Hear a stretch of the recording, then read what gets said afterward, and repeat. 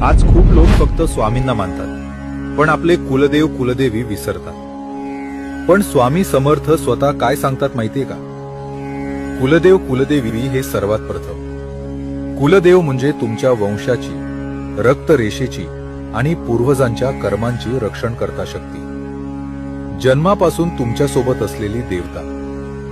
स्वामी, गुरु, इष्टदेव हे मार्ग दाखवतात, पण घराचं रक्षण कुलदेव करतो। फक्त स्वामी भक्ती केली आणि कुलदेव विसरले तर भक्ती असते पण आयुष्यात अडथळे राहतात, कृपा असते पण स्थैर्य येत नाही। हे असंच आहे, छत रंगवलं पण पाया दुर्लक्षित केला। म्हणून स्वामी सांगतात, आधी कुलदेव कुलदेवी, मग स्वामी आणि गुरु। हे विरोधी नाही, हे पूरक आहे। आजच मनात एवढंच म्हणा,